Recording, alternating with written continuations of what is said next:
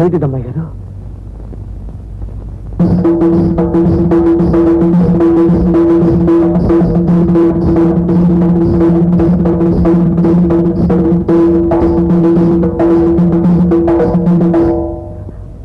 వద్దమ్మాయి గారు, ఇది జరగని పని, కూడని పని.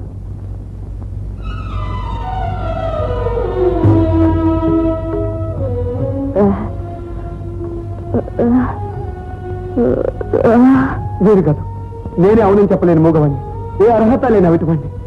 అమ్మాయి గారు, అసలు ఎందుకు ఇలా నిర్ణయించుకున్నారు? ఏం చూసి ఈ పేదవాడిని ఎన్నుకున్నారు?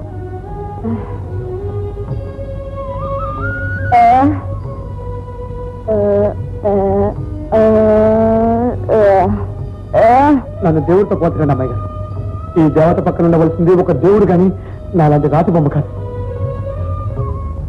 అమ్మాయి గారు, మీకు మంచి సంబంధం చూసి పెళ్లి చేస్తానని అయ్యగారికి మాట ఇచ్చాను. రాంబాబు మీకు అన్ని విధాలా తగినవాడు, జోడైనవాడు. అతన్ని పెళ్లి చేసుకుని 10 కాలాల పాటు సుఖంగా ఉండండి. నా మాట కాదనకండి.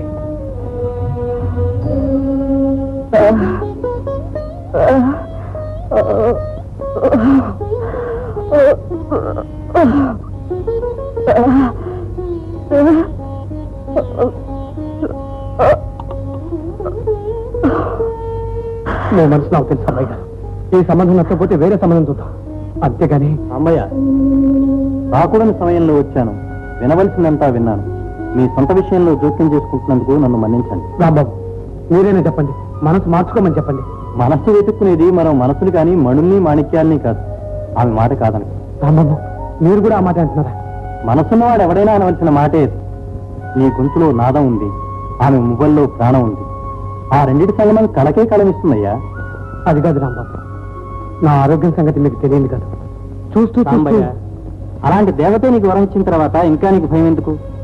నేనంతా మాట్లాడే వచ్చాను. నేను నర్సింగ్ హోమ్ లో చేర్పించి 2 నెలల్లో మామూలు మనిషిని చేసే బాధ్యత నాది, సరేనా? రాంబాబు,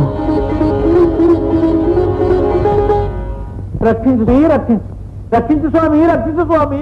ఎందుకంటే ప్రాధాన్యపడతారు? మీ సినిమా బాగుంటే బాగుందని తప్పకుండా మేమే రాస్తాం. మా సినిమాకి మొట్టమొదటిగా పెట్టుకున్న పేరండి రక్షించు స్వామి, రక్షించు. మరి చూసుకున్నా రాజా అని ఎందుకని మార్చారు పేరు? That is the question.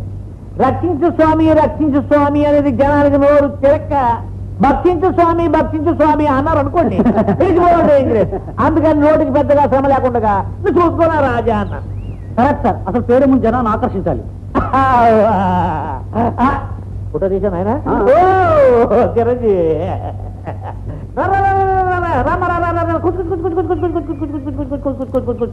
వీరంతా నీతో ఇంటర్వ్యూ చేయాలని ఇంత నుంచి కనిపెట్టి కూర్చున్నారు. సబీనా గారు, మీ మొదటి పిక్చర్ అయిపోవచ్చింది కదా, మరి వేట్లో బుక్ అయ్యారు? ఆ విషయం మా మమ్మీని అడగండి.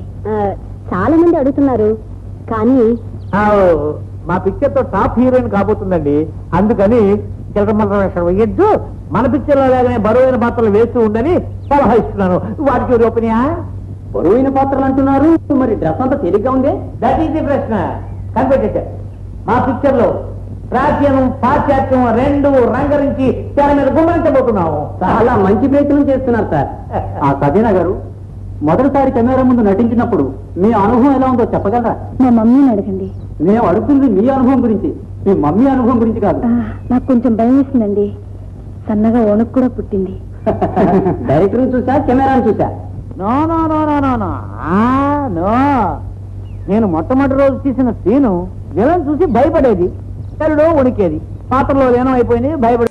2 పెద్ద చెరువులు పశ్చిమ ఆసియాలో ఉన్నాయి. వీటిని అక్కడున్న ప్రజలు ఈ చెరువుల్ని సముద్రాలు అని పిలుస్తారు, కానీ అవి మాత్రం చెరువులే. ఈ 2 చెరువులు కూడా ఒకే నది నుండి వచ్చిన నీళ్లతో ఏర్పడ్డాయి.